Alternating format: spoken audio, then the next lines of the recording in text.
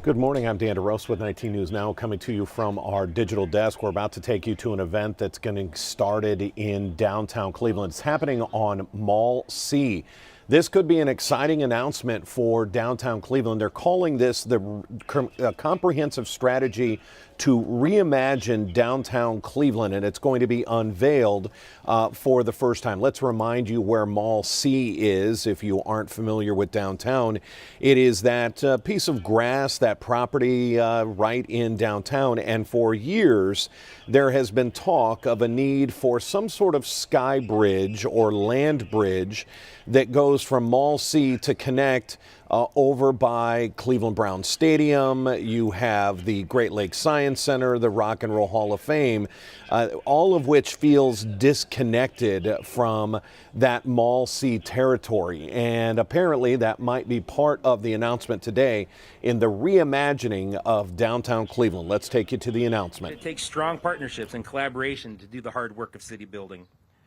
We're fortunate at this moment in time that in Cleveland to have collaborative leaders aligned around a shared vision. And that's what we're here to talk about today. We're here to talk about where downtown Cleveland was prior to the pandemic, where we've been over the last few years, and most importantly, where downtown Cleveland is headed as we emerge from the pandemic. I think as everybody knows, we had well-documented momentum in downtown Cleveland prior to the pandemic. We had strong residential growth in the core. We had private sector job growth over the course of the preceding 10 years. We had significant investment underway, and just a couple of months before the pandemic came upon us, Sherwin-Williams announced that it would be building its new corporate headquarters in the core of downtown Cleveland. But then the pandemic came, and it created challenges of all kinds around the world, a lot of tragedy, a lot of suffering, a lot of economic consequences. And in downtown Cleveland, like all downtowns, we were really prevented from doing the thing that we do best: bring people together to live, work, play, and celebrate. And here we are in the middle of 2023, and things are getting better in our cities and in our downtowns. People have returned for ball games and concerts and theater, dining and nightlife. They're out enjoying parks and green spaces and our waterfronts. Demand for downtown living remains strong, exceeding even pre-pandemic levels. Cleveland is a leader in converting legacy office space to new uses, leaving us better positioned than other cities to come out of the pandemic. Our office workers have returned to downtown at a higher rate than the national average, but the increased prevalence of remote work, the reduced daytime population to support small businesses, and financial instability for office buildings. That rise of remote work really means that the three-legged stool of economic activity that drives the downtown economy, residents, visitors, and office workers, is missing a leg. This has really led downtowns across North America, including Cleveland, to question what the future of our downtowns looks like. And today we're happy to introduce our response, Reimagining Downtown Cleveland. This collection of short-term strategies is aimed at accelerating the transformation of downtown Cleveland from traditional 9-to-5 central business district to a model 24-hour, 15-minute neighborhood. We pair those short-term strategies with intermediate and long-term plans driven by our shared vision for the future of downtown. Reimagining downtown provides a clear path for policymakers, community partners, developers, real estate professionals, investors, and lenders for where downtown Cleveland is headed in the post-pandemic era. Now, before we jump into the specifics of reimagining downtown, I'd like to invite my colleagues to share their perspectives on what this effort means to them.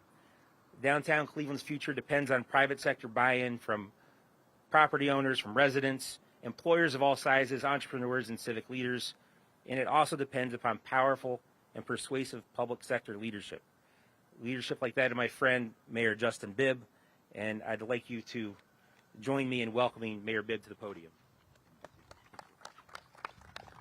Thank you so much, Michael, and it is certainly an honor to be here on a beautiful sunny day in Cleveland, and this topic is so important to our administration.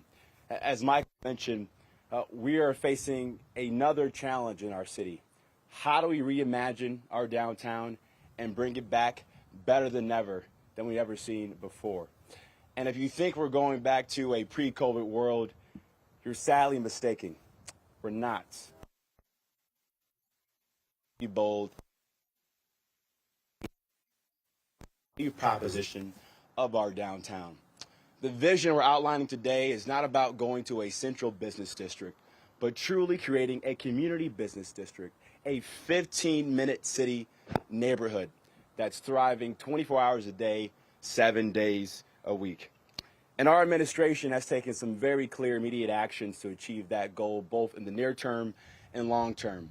First, through the partnership of City Council, particularly my councilman, Kerry McCormick.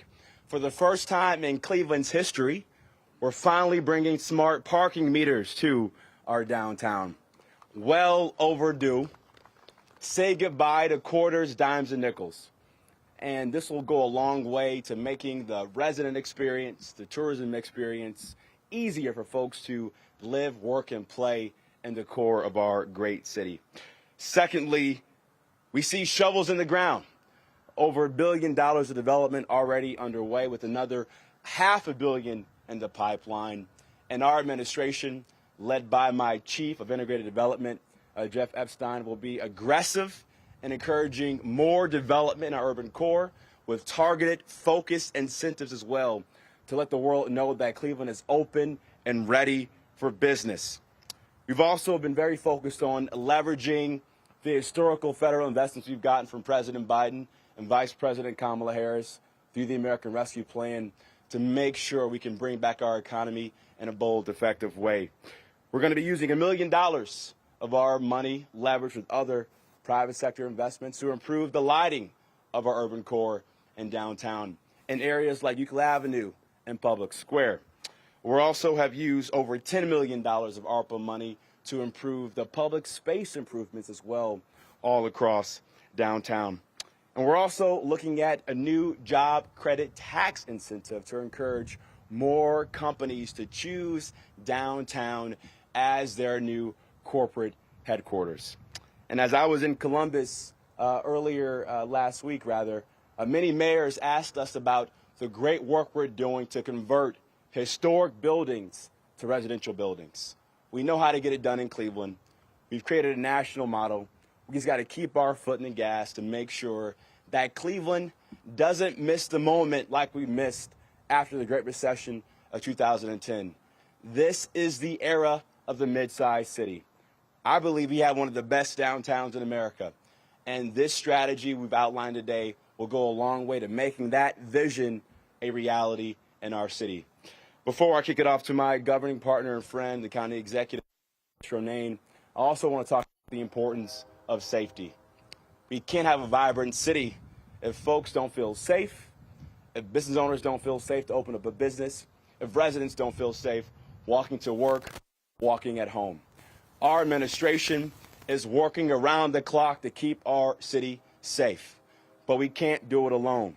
We need residents to encourage folks to have their kids to have a safe and productive summer.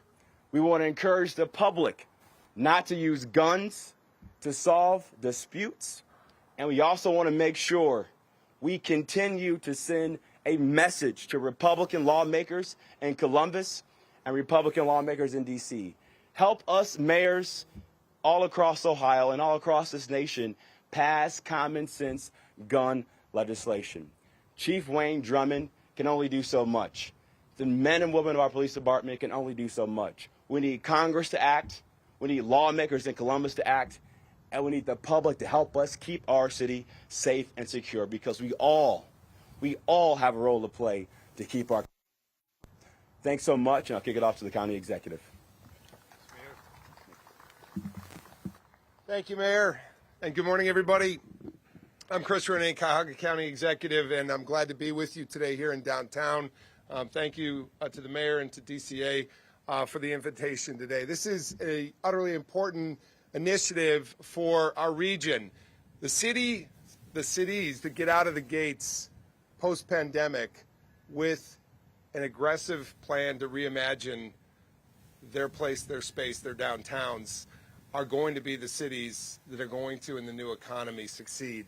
but it is a competition for metros to reimagine how they're going to repurpose their cities, and particularly downtowns that have changed so much over the pandemic, as the mayor said. So we are with the city of Cleveland and the Downtown Cleveland Alliance on a strategy to build and rebuild downtown in a different way. I'm glad to be here on Mall C. It's a special place for me personally. It's the first place I had a job as a kid. I sold ice cream right across the street on Mall B. And it was a different downtown then. It was chock full of office workers, mostly office workers, not many residents. And I've seen this downtown now, I think, in 3 phases. One was that robust period of the office worker downtown. And then I saw it transition to more of a mixed-use resident neighborhood as well. Great credit to the partners, like DCA. I see partners from Playhouse Square Partners, Flats Forward, Campus District, Historic Gateway, and warehouse districts that came before with DCA. They really thought about how to change the downtown as we saw office migration. But this is our 3rd phase. This is Downtown 3.0. This is what are we going to do to succeed in a post-pandemic environment that's shaken downtowns, with remote commuting being a reality and people working out of their homes. And I think the DCA and its new plan of reimagining downtown Cleveland has got it. That we focus on economy, that we focus on flexing out the space, and that we focus on reimagining our city to our unique and distinctive attributes. I called the mayor an hour before this meeting. I asked, how can we at county help? The mayor is never slow to come back with a response about how we can reach out and help. He said waterfronts, infrastructure, and public safety. Thank you, Mayor. It was a quick and concise identification of how the county can be a partner. And we will be on all 3 of those fronts. I'll give you a few specifics of the where, but we're working in partnership every day with the City of Cleveland and Downtown Cleveland Alliance. And I will say, I've lived a few political eras, and one of the better ones was seeing the partnership between, and they even themselves have discussed this, when then County Commissioner Hagan and Mayor Michael R. White worked together to get things done in the Gateway Complex. And I've heard County Commissioner Hagan many times reference that relationship. It's a relationship that Mayor Bibb and I have, which is forward-looking progress, regardless of who's at the lead, regardless of who gets the credit. It's all about us progressing in partnership together. So specifically on the waterfronts, you know this is a passion of mine as a former planning director, but I want to help this city reach the water, and the county will help the City of Cleveland and Downtown Cleveland Alliance better connect to its waterfronts. One, the infrastructure right in front of us will change. We will have a downtown resident community and office community reach its harbor as it should and get over that beast between us, that highway that's divided us. We will be a partner in that connected infrastructure. In the River Valley, we see nothing but opportunity. We see some riverfront communities that have gotten ahead a few years ahead of us in Pittsburgh and Cincinnati and Columbus, but it's our time. It's our time to reach the Cuyahoga with support for projects like Irishtown Bend, the Canal Basin Park, the Detroit Superior Veterans Memorial Bridge project, where you're going to literally see neighborhoods connected. In that river valley, it's going to transform. It's going to be a river that we're going to be proud of, a river that once burned and a river that's now returned, and we're going to celebrate it. And speaking of that, Mayor and I are on the same page about positioning this place as a freshwater capital, a reason to be here, a reason to explore the greatest treasure in the state of Ohio, but frankly a nation in the world, the Great Lakes and the fresh water source in front of us. 20% of the world's water supply, fresh water supply, is right outside our front door. So not only connect to it, but build on the asset that is here as a freshwater source. We look around and you head from the river to the east. There's nothing more extraordinary than having the highest concentration of theater space outside of New York and the 3rd highest or 2nd highest in North America right here in Cleveland that you can walk to from downtown. We'll use that as an asset. Around the county building, you'll see us attract more people and more firms to buildings downtown as we repurpose them. We're literally talking about the county building as County Square, bringing some more of our own offices to the downtown to help with the transformation of downtown. And as we head further east, speaking of connected infrastructure, we've been working with the City of Cleveland and the Campus District to make sure that that connection, importantly, to the central neighborhood connects from the Campus District of Cleveland State. Thank you, Mark. We will be, and Mayor Bibb, we will be continuing to work to build off of our campuses itself. At Tri-C Metro and the downtown Cleveland State University, big plans ahead. We're excited to work with those two new presidents to see the transformation of downtown include students, graduate students, researchers, and faculty and residents living and working downtown. That's why we're bullish that we, yes, had population growth in this last era, in residential population growth, but more to come. In this region, a growth center will be downtown if we work at it in partnership together. So from the fresh water and connecting to it, to the bridge infrastructure that will connect neighborhoods, to actually doubling down on office and resident space and repurposing buildings in support of a downtown agenda, you're going to see this county be a partner in the far-reaching future to the City of Cleveland and the Downtown Cleveland Alliance on an agenda for growth. And I truly believe that our best days in the downtown are ahead. Thank you very much. I think it's my opportunity to introduce Councilman Kerry McCormick, who I've stood here on stage this week in support of an event, Pride. It was fantastic. It was great to see it. Just thousands of people out enjoying the city of Cleveland on a great sunny weekend in Cleveland. So without further ado, here he is, Ward 3's finest, Councilman Kerry McCormick. Thank you, County Exec Renee, and Ward 3's finest. I'm Ward 3's only councilman, so that's easy to say. What an honor it is to be here with my esteemed colleagues. One of my favorite constituents, Mayor Bibb. Mayor, don't tell my other constituents I said that. But really a great honor to be here. And as the county executive noted, a really special place because just a few days ago, we celebrated one of the most electric dynamic prides this city has had in a very, very long time right here on this site. I want to thank all the partners, our friends from Public Safety for making sure that that was a great event here in the city of Cleveland. As you've heard, Cleveland and downtown is turning a corner, and we are focused on ensuring that it is welcoming and appealing to everybody. I have the honor of representing the almost, or more than now, 20,000 residents in one of the fastest growing residential neighborhoods in the city of Cleveland, right here in downtown Cleveland. And we know that in order to continue to grow our residential population, in order to continue to make the case that this is the best place to locate your business, the best place to visit on vacation, we have to answer, as the mayor said, the value proposition of our downtown Cleveland. And how do we do that?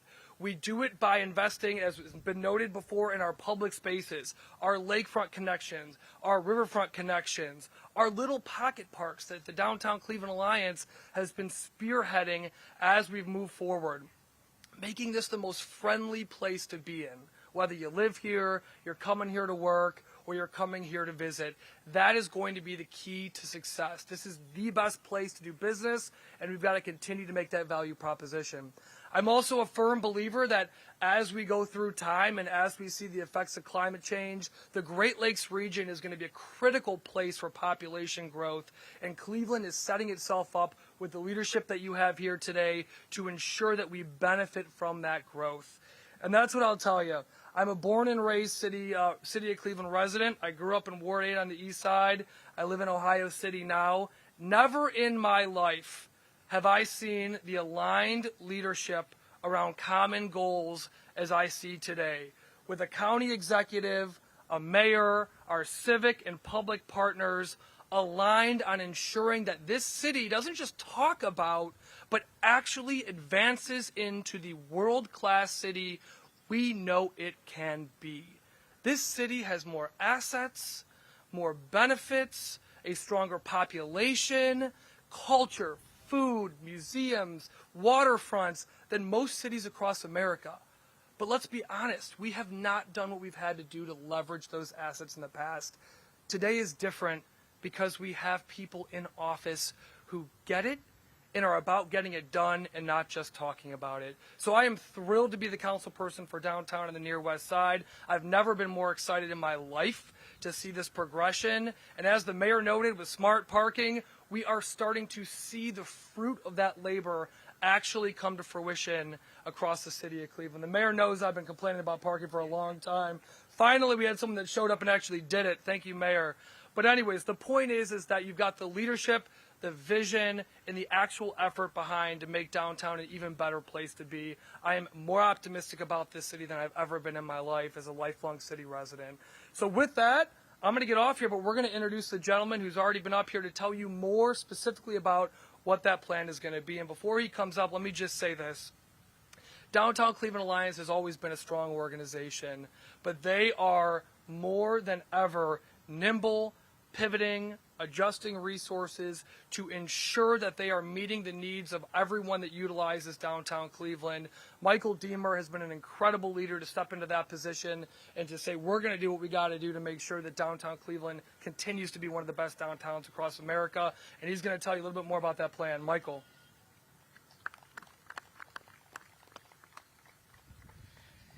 Thank you, Councilman McCormick, and thank you, Mr. Mayor and County Executive. As you can see, there's terrific alignment and terrific partnership. A lot of the partners that it takes to build a dynamic downtown and city were name-checked. I want to thank Campus District, Flats Forward, Greater Cleveland Partnership, who are all represented in the audience today, as well as the partners on the dais and who have spoken here. I'd like to now talk a little bit about the framework that we're laying out today in reimagining downtown. It's really a framework that doubles down on what makes downtown Cleveland special. Its culture, entertainment, and food scene, our historic architecture, our beautiful parks, green spaces, and waterfronts. What if these gems could be easily connected and navigated by foot, bike, wheelchair, or whatever mode of transportation suits you? What if, as you travel downtown streets and sidewalks all along the way, you encountered something delightful and surprising? Unique shops and storefronts, beautiful streetscapes, diverse housing options, abundant entertainment and music, all within a clean, safe, and welcoming environment. These ideas were top of mind for all of us as we developed Reimagining Downtown Cleveland. The framework completes downtown's transformation by strengthening the environment, the economy, and experience of downtown. We've organized Reimagining Downtown around those three areas, and I'm going to talk briefly about each of them. I'm going to begin with the environment, because a strong urban core begins with a clean, safe, and attractive environment where employees, residents, and visitors feel safe and comfortable. At Downtown Cleveland Alliance, we're hiring 20 more ambassadors, including safety specialists, trained in community outreach and de-escalation tactics that can provide transportation to area treatment facilities for those in need. They're backed up, of course, by our partners at the Department of Public Safety and the Cleveland Division of Police.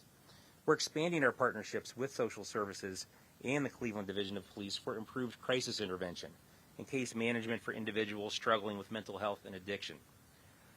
And then earlier this year, to make sure that we're maintaining our public infrastructure and keeping it attractive, we launched a new digital reporting system to notify the city of public spaces that are in need of infrastructure repair and maintenance. And then we're working with the city and property owners as appropriate to develop remediation plans.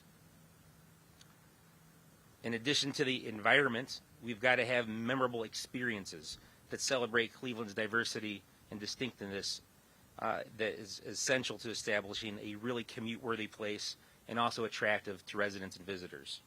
We're enlivening downtown Cleveland with live music, mini performances, and opportunities to gather in all 4 seasons.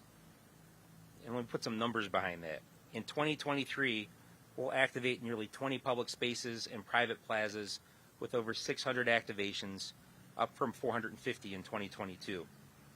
In 2023, there will be over 280 days where public spaces in downtown are activated, an 18% increase from the previous year. We're also working with our partners at Destination Cleveland to animate downtown buildings and alleys with public art and lighting. There are 4 murals currently in the works, 2 sponsored by Downtown Cleveland Alliance, 2 sponsored by Destination Cleveland, and we really look at every alley and every building as a potential canvas to be brightened up with art and lighting, again, to make a great experience in downtown Cleveland.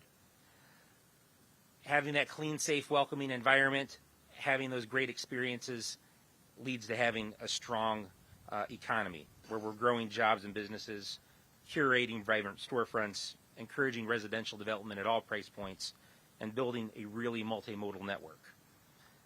Let me share a few of the initiatives that are in the Reimagining Downtown plan that are moving our economy forward in downtown.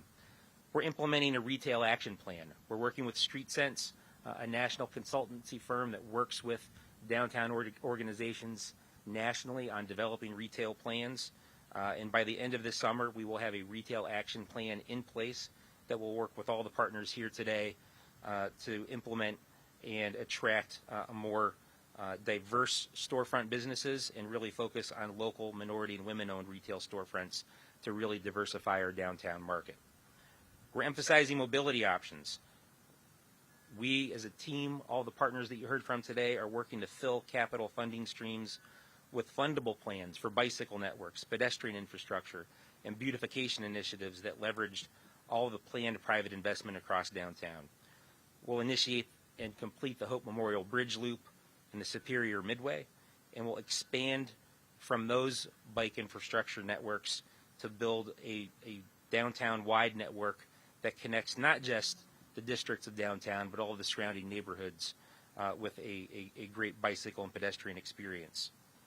We just completed a downtown demand study for housing with a new goal of reaching 30,000 residents in the downtown core by 2030. We're advocating to achieve that for an expanded Ohio Historic Preservation Tax Credit and the Federal Downtown Revitalization Act, which will help convert more office space into new uses. As Mayor Bibb mentioned, Cleveland has become not just a state leader, but a national leader in repurposing legacy office space to new uses. We're going to double down on that strategy and continue to grow the downtown residential population. But we also know we need to modernize our office buildings. And so we're working with the city, county, Greater Cleveland Partnership, and Team NEO on strategies to modernize office buildings and attract new businesses. Even as we reimagine and repurpose many of the spaces in downtown, it's important not to prematurely wave the white flag on business attraction. We're working, again, with the mayor to modernize economic development programs, processes, and marketing strategies. As the mayor said today, and it's the state of the city, Cleveland is open for business, and they're modernizing their economic development programs to support business attraction and continue to grow the city. We've talked a lot this morning, and we've talked a lot as a city about connecting our public assets and connecting the core to both shores. Great cities have strong cores.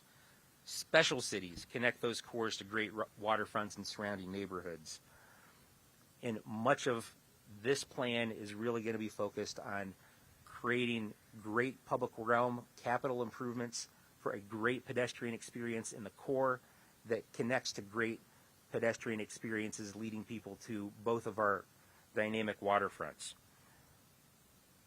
We'll work with the city and county and all the partners to create and complete North Coast Harbor improvements, everything from bulkheads and bollards to irrigation and lighting to landscaping and great experience for people to enjoy on the lakefront.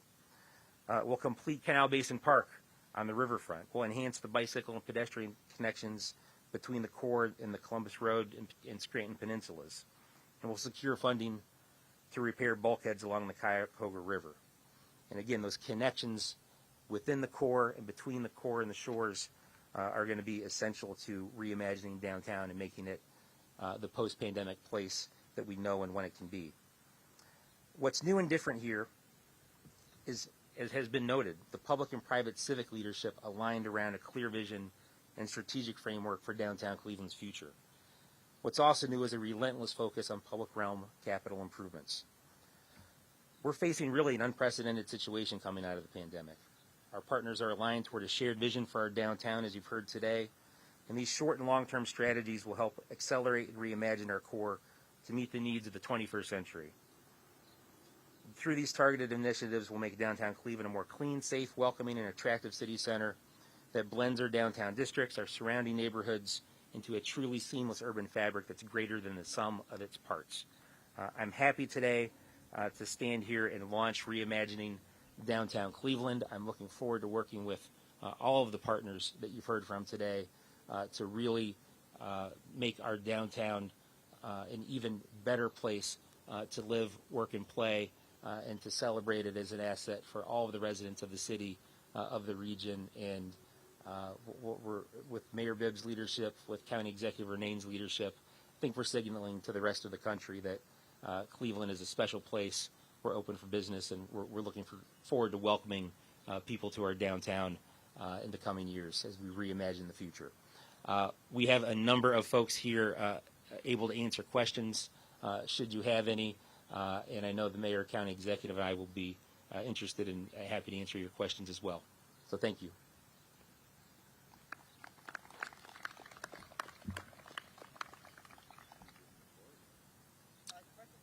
Mayor and other presenters here, I know you've said you don't want to wave the white flag on downtown business attraction, but do you have any sense of what kind of office space needs we're going to see? I mean, do you think that sort of the era of the downtown office building is ending now that we can work from anywhere? Chime in too.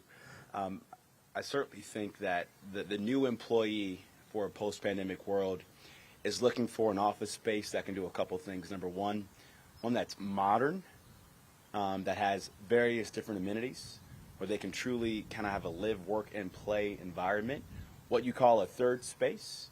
And so making sure that any new office space takes that into consideration. On the other side as well, I think residential buildings also need to have that same kind of third space feel and environment.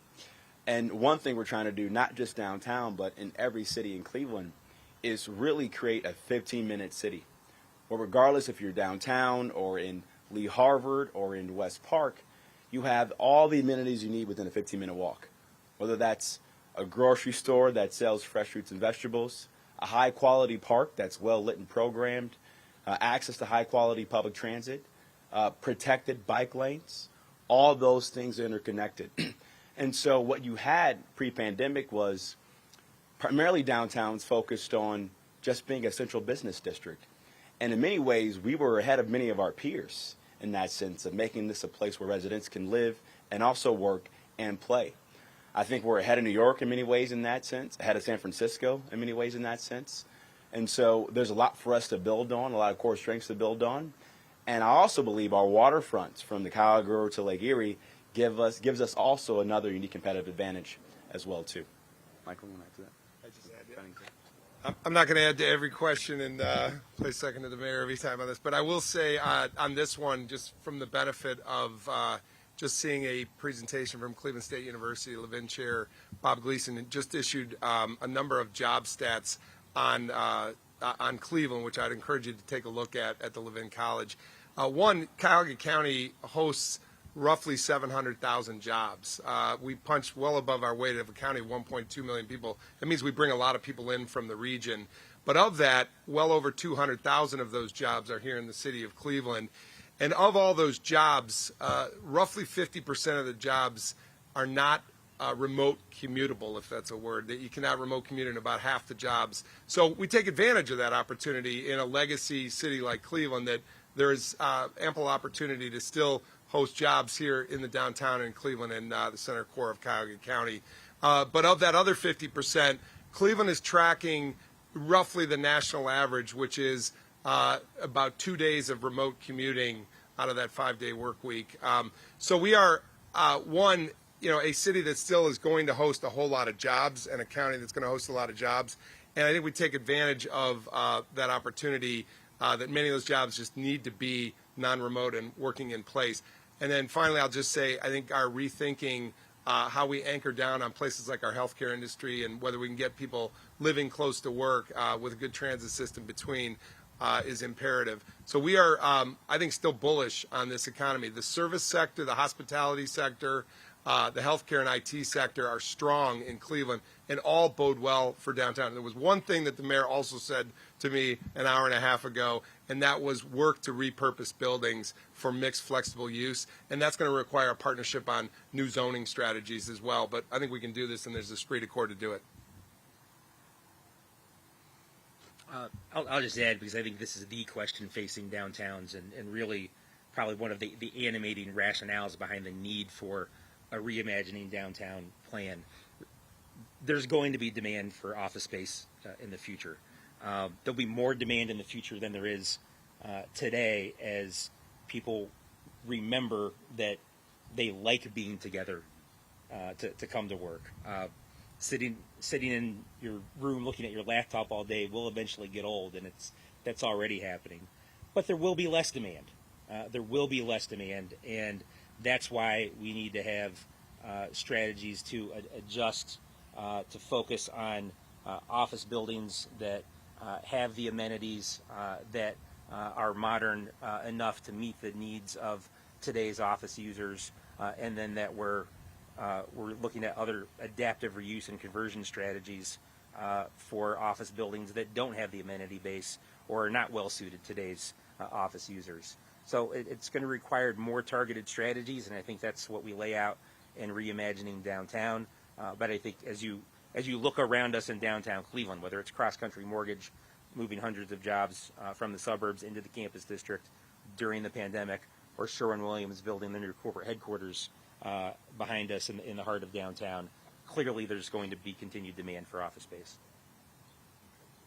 Michael, can I ask you real quick? How many ambassadors do you have right now? And what's the rationale for the substantial increase in that particular portfolio? We'll top out during the summer around 100 ambassadors across downtown, and the rationale is simply that to have a visible, uniformed, unarmed presence, it makes the environment feel safer and more attractive for people visiting, living, and working here. And we know that's the bedrock of everything we want to see happen in downtown Cleveland. So we thought it was very important to grow that ambassador presence.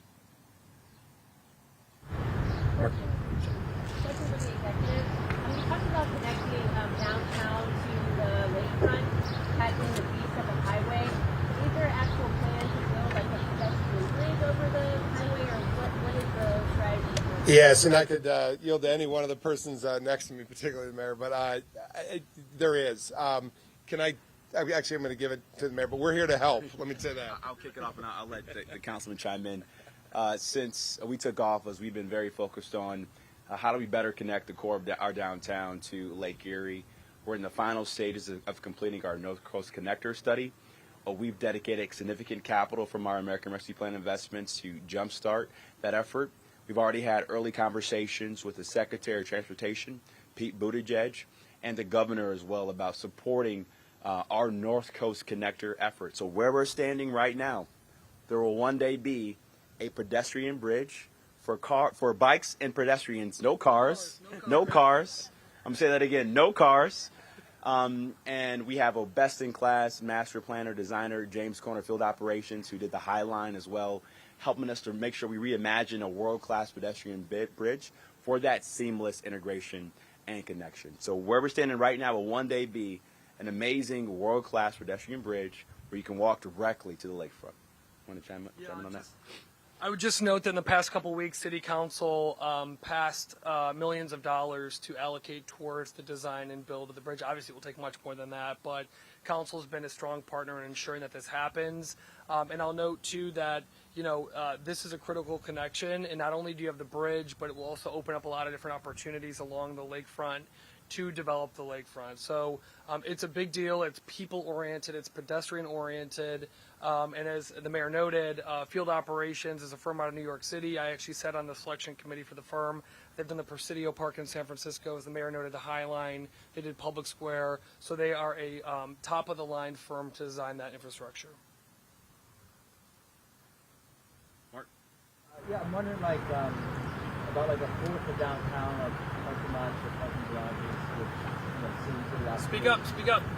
So about a fourth of downtown are parking lots, according to recent data. I'm wondering, how do you incentivize developers to further build on parking lots or activate old garages, or use them with mixed use in some sort of way? Are you guys cognizant of how to use walkability data in this way to figure out which pockets are not walkable?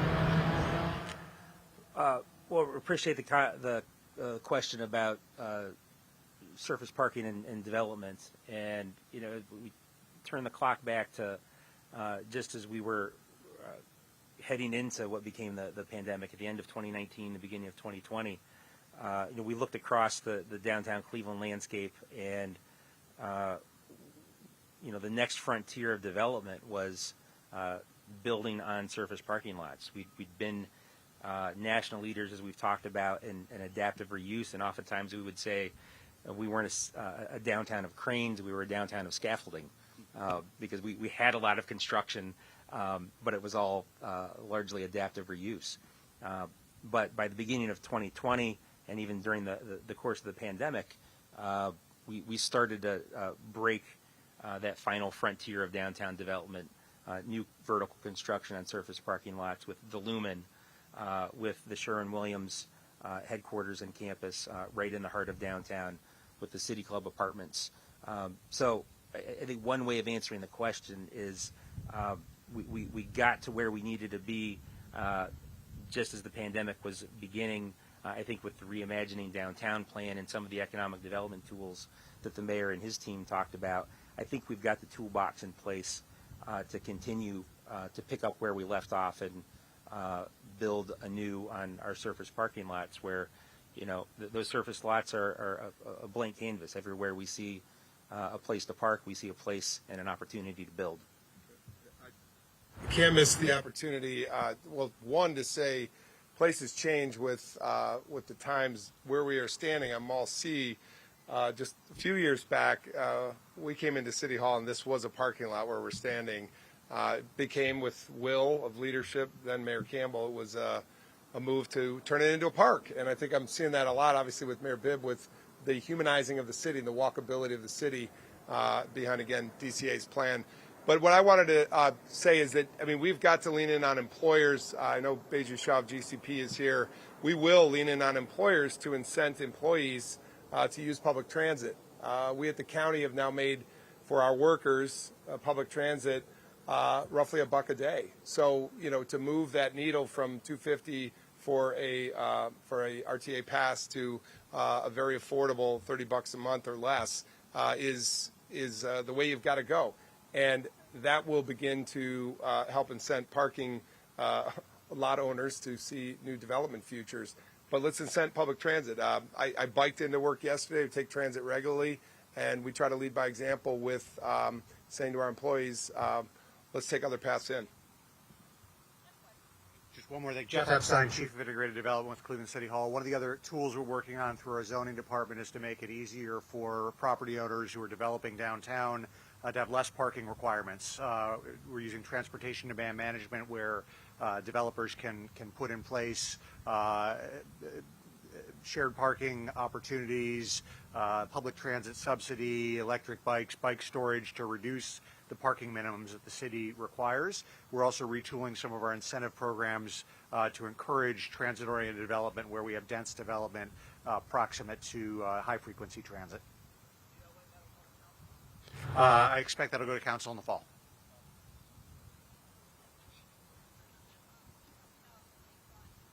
Talk about the riverfront.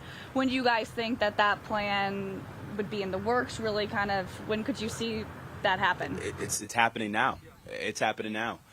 Bedrock just got their master development agreement passed through City Council, I believe, yesterday. We're in early conversations with the Rock Hall and the Browns about their renovation and expansion plans. Every time I can talk to somebody in Washington about giving us more money from the Bipartisan Infrastructure Act, I am. And so these things aren't just plans, but we're seeing real demand and real interest in both the riverfront and the lakefront. So much so, The Economist magazine highlighted this work as well globally. And so things are happening really fast. Yeah. Your mark on it, or how many years will it happen? It's not going to happen in the next, however many months, but. Yeah, well, and I'll just throw off the mayor too. City Council passed a $3 million allocation yesterday, which will get up to a $7+ million price tag to do the kind of not fun stuff of the project. So utility work, some demolition, all that's critical to set the stage to lead to the development. But I'm going to let the mayor give you a timeline so he can be wrong down the road, not me. Well, obviously, this is a 2-decade effort, right, in terms of realizing the complete vision. But, you're going to hear some early announcements, hopefully by the end of this year, about new tenants in the riverfront with Bedrock. As you know, the Rock Hall is going to be expanding. The Browns have a stadium renovation plan in the pipeline. Through council support, we passed, for the first time in our city's history, a true waterfront development authority to give us alternative financing mechanisms to see more shovels in the ground on our lakefront. And we're actually commissioning a real study on the future of Burke. And so we are moving as quickly as we can. But, we recognize this things takes time, but we're moving as quickly as we can to see real shovels in the ground on both the riverfront and the lakefront.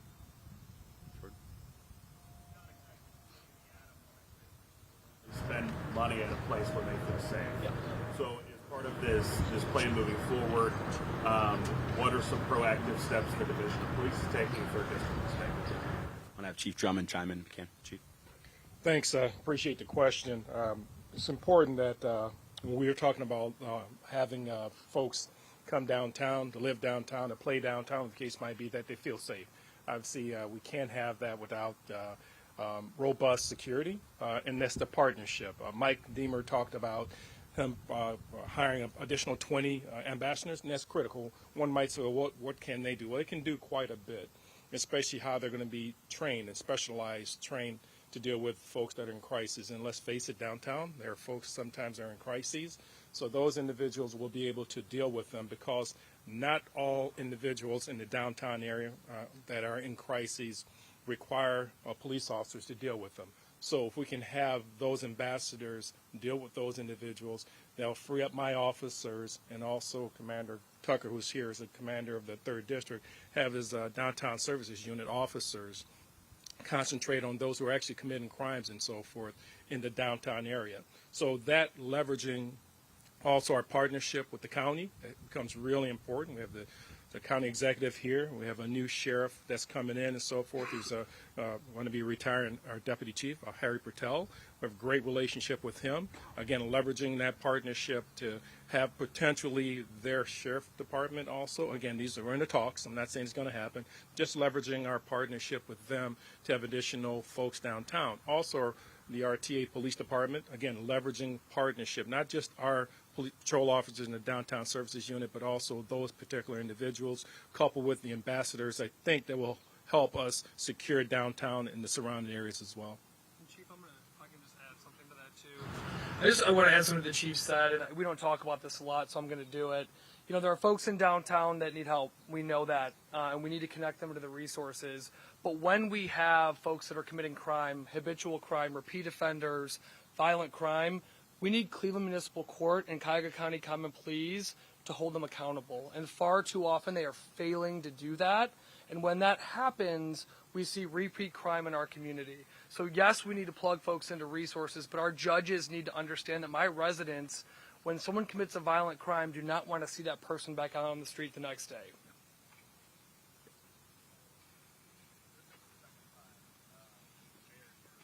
Safety thing, you specifically mentioned judges, and now Councilman McCormick, you're mentioning judges again.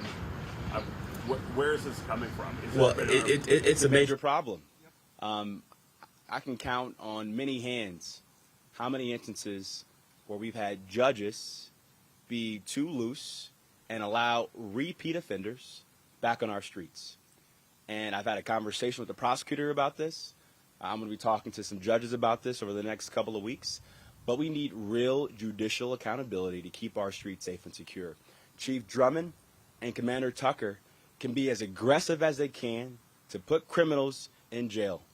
But when those judges release them on our streets, it makes their job even harder. And that's frankly unacceptable. And so we want to make sure we're being aggressive on our part in law enforcement, but we need our judges and our prosecutors to work with local law enforcement. And this is happening not just in Cleveland, it's happening in New York, it's happening in San Francisco, it's happening all across this country. Judges have a role to play to keep our streets safe. And they must step up. They must step up. Mayor, if I could just add on to that too. I just want to support what the mayor said, and I'll give you a story. I had a nurse who was pretty violently assaulted in downtown Cleveland. Cleveland Police did an incredible job navigating that case. And you can imagine how blown away my residents were when they saw the individual on the street the next day. And we're not talking about mental health. We're talking about someone who committed a felony, a violent felony, and the judges had them back on the street the next day. That is unacceptable.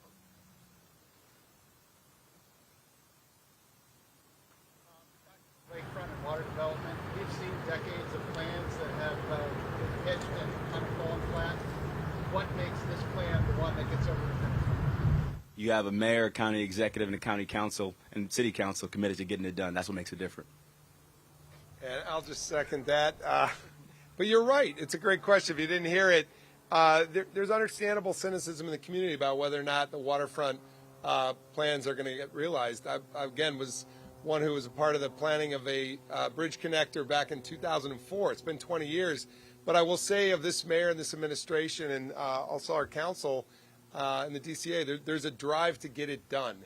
And one thing that we recommended literally 2 decades ago was a waterfront development authority, which this mayor has now put in place. It's rolling to fruition. We recommended a waterfront bridge. I ended up out in University Circle. We built a little place out there called University Circle. But the reality is we're working to get it done. And we're down aggressively pounding the pavement in Washington and Columbus to find partners to help us get it done. And on the river, the good question about, when's it going to happen? It is iterative. It's going to keep happening. But we did see in other cities from Cincinnati to Pittsburgh to Columbus where an all-in effort with the center city, the county, the council, the chamber, and our nonprofit Downtown Drivers got it done. On the river specifically, we're going to be a big partner. It's the name that we carry in our county as well, Cuyahoga. We'd encourage you to come out to the Detroit Superior Bridge on June 23rd and 4th, right after that anniversary of that river that burned that's now returning. The weekend after, we're going to be hosting folks at the Detroit Superior Bridge to re-envision a park that connects 2 sides of that river. And all of these parks, we're reaching stages of final funding in the stack. And we're after it with the mayor and council to get her done. So I think our great days are ahead in this next few years to really connect infrastructurally. And it's a one-time moment to really capture some funds to get it done. We also need our partners at RTA and Amtrak to help us make sure we're moving people through the cities and along the waterfronts. But we're pretty excited about this future. And I can't say enough that there's a partnership and there's a drive to do it. And that's why things are starting to happen.